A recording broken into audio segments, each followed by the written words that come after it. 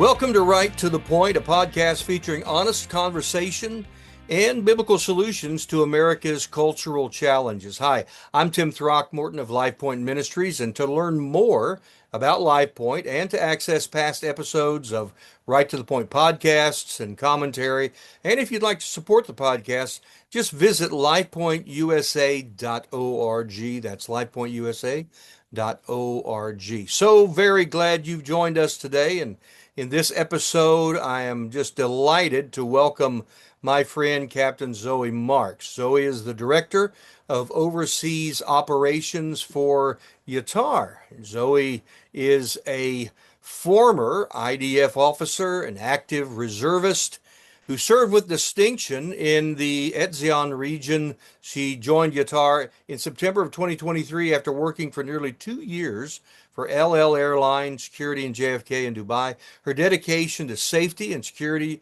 of Israel is unwavering. And as a director of overseas operations, she's committed to ensure that YATAR can carry out its mission of protecting Israel and its people from terrorist threats. Zoe, welcome to Right to the Point.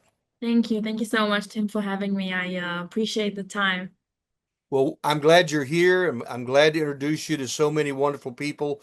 Let's just begin. You and I met at a Christians United for Israel event, and that was earlier this year. hmm And I was fascinated to hear about what you do, your organization, the difference you're making, and the uniqueness of it. Why don't you just begin by telling everyone, first of all, how you got involved and what Yes. Guitar does? Yeah, definitely. So like you said in your introduction, which was beautiful by the way, I served in the military as mandatory for all Israeli citizens, and I did that for my required time. And then once you're done with your required service, you go on to be a reservist, and that basically lasts the rest of your life, you can say. Quite a few years afterwards. And being an active reservist, I was approached by their unit commander, Captain Surreal Raviv, and he approached me since the unit has been working in Etzion. He's heard about me through other colleagues in IDF, and we met, and it seemed to work fantastically. I knew I loved the work of the unit, which of course I'll get to in a moment what the unit does exactly. But it appealed to me right away, and it was a great pride for me to be able to participate in a team that's so special, so unique. Now, I'll explain exactly what the unit does and why it's so special. Like you said, also, the unit is called YATAR, and that is actually an acronym in Hebrew, which stands for Tactical Vehicle Unit. Us in YATAR, we are a very small unit of only reservists, meaning no one is required to do this specific service with us. And we're very dedicated to choosing specific soldiers who are the best of the best, and we pick them out from the IDF's different elite units, and we train them and qualify them to be able to do their job um, as combat soldiers in the battlefield in combat zones using all-terrain vehicles, ATVs. I know many Americans have ATVs, maybe in the garages for fun, taking them out for a ride. I know I've been on one before, just for a fun trip as well. But what happened is that in 2016, Israel saw an uprising amount of terrorist attacks, and this happened specifically along Judea and Samaria. All the borders of Israel are very sensitive areas, and the terrain in all of them is very difficult. So Turiel, the unit founder and commander, he realized that there needs to be an answer to the amount of time that it takes to respond to these incidents. No one has to be a professional to know that if you respond in less amount of time, your outcome will most likely be better. So then that's when Surreal came up with this idea, him and several other members of the team who are still there now, of bringing in ATVs. Now, at least in Israel's pretty short history, no one has ever brought an ATV into combat before. So this really opened up a new aspect of war, a new aspect of defense. Um, to be honest, it became a new aspect of war now in the last 2 years, which I'm sure we'll touch in a moment. But that was a whole new aspect of defense for Israel and first response care, which was huge. And within the time, we just grew the unit. And like I said a moment ago, we really pick out the best and the best of the soldiers to be able to ride these ATVs, to be trained to utilize them in stressful circumstances and dangerous circumstances. And we're also very small, so we know that we prefer being a smaller unit, but the most experienced, the most qualified. And by that, we know how unique we are. Just for a point of reference, a typical reservist unit in Israel, and this is in routine times, not during war times, is roughly 500 soldiers of reservists, and they get called up once every couple of years to train to keep their qualifications. At YATAR, we, regardless of the war, operate every single day. We are spread into all the borders of Israel, into 12 different regions that we know we can protect and use these ATVs effectively. And we are only 85 soldiers right now. We actually obviously started with less, but just compared to the 500 of a typical reservist unit, you can see the differences. And I'm very proud that Surreal approached me and I was able to join this team just a little over 2 years ago. And be able to see this whole new aspect and how it's changed the view of defense in many different ways. Well, you guys literally are on the front lines, Mm. and I think the level of vulnerability or danger is incredibly apparent because you're not. I mean, and even an ATV that's equipped to do the unique things that your vehicles do, and I encourage folks to go to yatarisrael.org and see these vehicles, see some of the great videos, get on because you send me updates each Mm. week and see what Yatar is doing. But the vulnerability and the danger, the level of danger, I think is enhanced for you and all of your team. Absolutely. But something that might sound conflicting is that actually the fact that we are completely vulnerable, since the ATV is completely open, it provides us the speed, and the speed is actually the key and what keeps all of us safe. Just as an example, if you get fired at by an RPG, for example, it's very hard to aim at a vehicle that's moving 80 miles per hour in rough terrain. Same goes for a sniper, much harder to aim at a moving target, let alone one that's so fast. So at the end of the day, yes, it's very dangerous, but also if you want to compare it to a tank, which is an amazing vehicle, don't get me wrong, but because it is so armored and so large, it is also so slow. And a tank is very equipped to do specific things, and we know we can respond differently since we are so open and so light. And at the end of the day, it's all about time and it's all about speed. And this is where we come in and we fill in that gap. Wonderful. YatarIsrael.org is the place to go to learn more about this. Zoe, we're recording this today, October the 7th, which is a very emotional day, a very memorable day.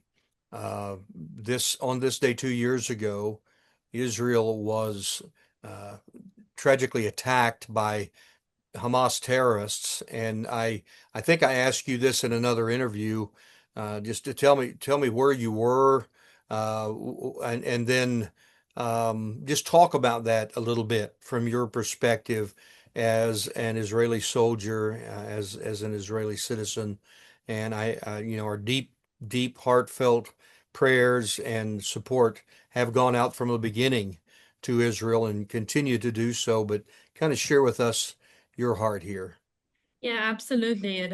It's a very tough day, and I will say though, to start from the last thing you said, is that we do feel the love and the light that's spread across the world. It's very easy to focus on the hate and focus on the things we see in the news as headlines. But from day one, like you said, you and everyone out there has been spreading the love and praying for us. We feel it, and that is so much more powerful to us than anything else. Now, as for your question, 2 years ago today, it's it's interesting because I haven't stopped thinking about this, obviously, all day in the last couple of days where I was. Um, for me personally, I was in Israel and I was actually training with the unit. Since I'd only just entered the unit, I was sent out to be trained. And in the week prior to October 7th, it was a few days in between Sukkot, which is the Jewish holidays. And I was placed with two of our most experienced soldiers, Ilan and Arik, who happened to also be the security directors of kibbutzim Nachal Oz and Be'eri, which are two kibbutzim right by the Gaza border. I was placed with them since these two men lived protecting Israel, lived protecting their families, their communities, and their country. And they were with YATAR from the beginning, and my commander knew that that's where I needed to be to spend those few days with. I never met them before. I only heard amazing things about them. And those few days were intense. They were hard. They were stressful. Everything you can think of. But most of all, it was pure fun. I met these two amazing men, different stages in lives, but so similar in their worldviews and how they act every single day. And it was just incredible. I couldn't end the week in a better note. I actually this morning, waking up to October 7th, I received excuse me, I didn't receive, but I looked into messages in my phone from 2 years ago, and I saw the messages that I exchanged with Ilan and Arik at the end of that week, saying thank you to them and them thanking me, saying we'll meet up in one of my next trips to the US, really looking into the future and staying in touch.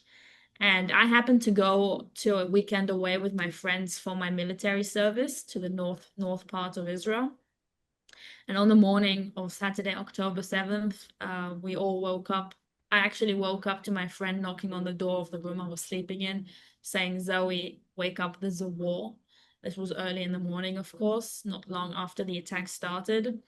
And immediately it was everyone knew it was different, opening up the news, seeing images that we never thought in our lives we would ever see. Images that to us, girls in their mid-20s, saw them as images from history, from the Holocaust. It was something we never expected to see. Bodies lying in bags all across the ground, terrorists inside homes. I don't think anyone could ever imagine that's what we would experience in our lifetime. And besides all that, us having friends that we knew that were in the Nova Festival, which was the party in the forest out by the Gaza border, getting messages from people, from friends, call the police, all the lines were down because of the distress going on across the country. Nothing you can do, and there's no worse feeling. Just now, getting goosebumps talking about it, which is it's kind of my body reliving it, I guess, in a way. And very quickly, in amidst all that stress, also the attack from the northern part of Israel started not long afterwards from Hezbollah. Um, and we didn't know what to do, but we knew we have to get home, pack our bags, and head out to base. So that's what me and my friends did. We all left where we were staying in the north.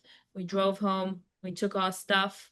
I personally have three older brothers, and two of which were recruited as well. So we all took our bags. We didn't even know how many t-shirts to pack. We didn't think about how many pairs of socks to pack. You just knew you had to go. That was the mission right now. And we also didn't know how long we were saying goodbye for, which at the moment didn't seem to bother any one of us. But we knew that, but looking back at it, it's crazy to think that my brothers and I just didn't know when the next time will be that we see them and our parents. And headed out to base at the end of the day.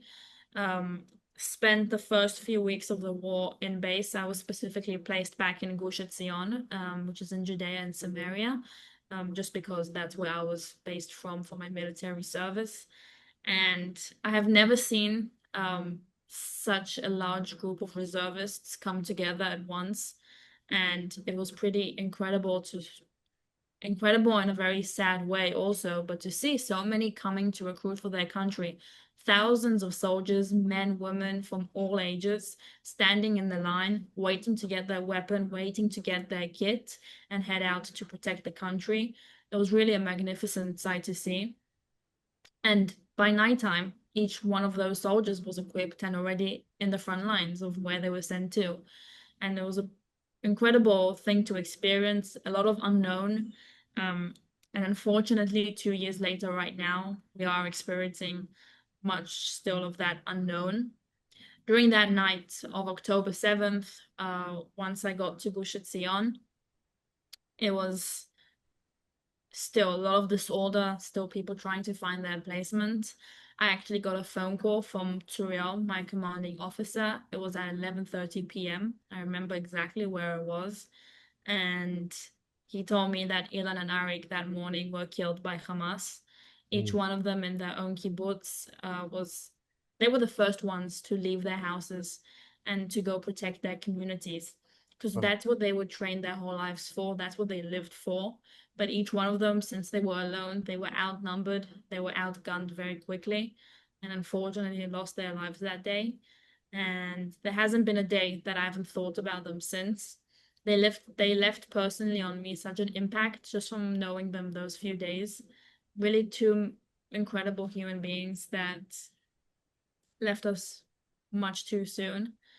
And I can tell you for a fact that ever since that day, myself, my commander, the whole unit, we keep working in their honor. We know to protect Israel in their honor, not just them, it's all of the soldiers and all those who lost their lives, of course. But as they were part of our team, we keep on the legacy that they left behind. And we're still fighting every day. And we might have been fighting before the war started, and we will continue doing it probably afterwards. But we're here to get the mission done and do what we have to do. Well, you're doing it with dignity and honor, and I commend you for that. Thank you. And I am very grateful for you sharing your heart. Though this is difficult, uh, God obviously placed you in the path of some great men and great leaders, and I know you're grateful for that as well. The entire team that's spread out throughout Israel. Um, do you have a certain rotation, or are you always stationed in the same place, or is that something you can even tell me? And what part of the nation is the most vulnerable right now, would you say? And what's the current condition? Perhaps I should have asked it that way. Yeah, definitely. So to begin with, in YATAR, we are spread, like we mentioned, all across the borders of Israel. And that's from the south, from the borders of Egypt and Jordan, to the north of Syria and Lebanon, all of Judea and Samaria in between, and Gaza, of course. This is regardless of the war. That's how we've always operated. These are all sensitive locations. We are always surrounded by those who are trying to harm us, and that's all we're there for. As for where the most intense, most dangerous, I guess, location is right now, it is honestly hard to say, just because we are always under threat. Now, of course, there's a war, so Gaza is the main focus. However, people aren't so much aware of the fact that, for example, on the borders of Egypt and Jordan, we may have peace with those countries, which is incredible, but there are still these lone wolves who come out. They try and smuggle through weapons to bring towards the West Bank, for example, to take somehow into Gaza afterwards. And this happens on a daily basis. So just the fact that we have to be there to stop these weapons, we stop them and we save lives because we know those weapons will be used for terror, nothing else. Yeah. Same goes for the north. We might have stopped the war with Hezbollah. We might not be in direct war with Syria right now, but there's always lone wolves. There's always these maybe small militias that are rising, that are coming together. Every day we find these caches of weapons in the border with Syria from these different groups that were just leaving them so they can come back and use them to attack us. And not just a gun or two, it's RPGs, it's sniper rifles, it's bullets, it's everything you can think of. And again, also the same thing goes with Judea and Samaria. It's such a complex border and it's so widespread that there's so many locations that we are prone to threat from, and we are just trying to cover every single inch of the country. And I know this doesn't answer your question exactly, but at the end of the day, our country is so small, but every inch of our borders is a threat to us, and we know we have to keep safe. And we might have our incredible ATVs, but they can't be at all places at all times unless we have a million of them to cover the borders. Yeah. As an exaggeration, of course, but it takes a lot, and that's why we are there to bring that back up to all the units, to all the security forces, and to try to do what we can. And hopefully, this war with Gaza will change things, and the border will be more protected than it was before. None of us know, especially now these days with the Trump's deal on the table. We're not sure what's going to happen, but we're very hopeful that this will change how things were viewed till now. Well, I being in Israel a number of times, I've been to the border in Gaza and in Lebanon and in Syria, been close enough to see the northern border in Gaza. My my observation was, as a guest of Israel coming in, but we here in America just can't realize the intense everyday threat and pressure that every Israeli realizes from your youth on. And so this is good what you're sharing because folks need to understand the not just the necessity of all that you do, but the necessity of this program. YATAR is built to accommodate these unique situations, these unique border circumstances that, again, you're right, Israel's incredibly small, comparatively speaking. I happen to be in Ohio right now, and I think that we can fit two, maybe two and a half Israels in I think Ohio so. if we had to. I think so. This is a unique place, a unique situation, and for Christians in America who love Israel and care, this is an important thing for them to know. And so you're raising the level of awareness for all of us, and I deeply thank you for that. I'm very grateful for that. And again, you can go to yatarisrael.org, check that out, and you can see all the things that Zoe and this team is involved in. Do you have a particular account or a particular story, Mhm. a rescue, a response, something that you were involved in or the team was involved in that you think can kind of bring this home for our listeners today? Absolutely. This is actually something we've only been permitted to share in the last few days or so. So I would love to share this. So thank you for asking. Last July, just 2.5 months ago, I'm not sure, maybe some of your viewers, your listeners have seen this on the news, but there were two incidents inside Gaza where Hamas set an ambush for IDF soldiers, placing IED bombs underground. And then once those bombs blew up and hurt the soldiers, they started firing. Two of these incidents happened roughly 2 weeks from each other, and both causing a lot of harm, very unexpected in the areas where our forces were. And of course, when you have three explosives, when you don't know where they are and you weren't expecting them, you can imagine the harm and the chaos that it caused. Fortunately, several soldiers were killed on the spot. However, many more were wounded.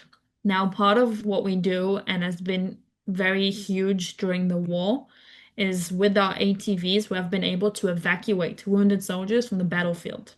Up until the war, we never had to face that kind of situation beforehand, since everything happened internally inside our country. Yes, it's our borders, however, we are much more accessible.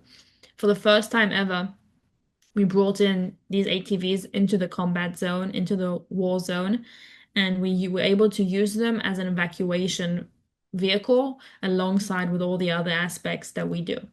And in these situations, we were, of course, our team that was inside Gaza was called up to evacuate. And how it works at the end of the day is that we have platforms in the back of the ATVs, if you can imagine it. And those platforms can carry two soldiers, plus if there's any availability in the seats of the ATVs alongside our drivers and our team. And we are able to take these soldiers from wherever they are injured, wounded, to a helicopter, to an ambulance that cannot enter the battlefield either. An ambulance cannot drive in any kind of terrain, especially not through a war zone of rubble and chaos. And same goes for a helicopter, too dangerous to land in many locations when it comes to this war zone. So what we do is again we provide that fill of the gap to be able to take these soldiers and bring them to the helicopter that will take them as quickly as possible to the hospital. And here again comes the aspect of time. No one has to be a medical doctor to know. Again, less amount of time it takes you to evacuate a wounded soldier, the chances of that soldier surviving are higher. And in this situation, in these two incidents that I mentioned that happened just this last July, then we were called up, the team that was inside Gaza, to evacuate those wounded soldiers. And we were able to evacuate them. And in one of the incidents, it was 8 soldiers out of 15 that us ourselves evacuated. And to be honest, we could not. Sometimes it's hard to think about what would have happened if we were to be able to evacuate even more soldiers if we had more ATVs. At the end of the day, we were limited with the numbers of ATVs and the amount of soldiers we can save. So we think a lot about that, but we're also very grateful to participate in the evacuation of these soldiers because at the end of the day, who knows? Maybe if it wasn't us and they were to wait a minute or two longer, their chances of survival could have diminished incredibly. And the beautiful thing that comes out from these stories that I'm sharing with you now is that many of the soldiers that we are able to evacuate stay in touch with the soldiers from our team.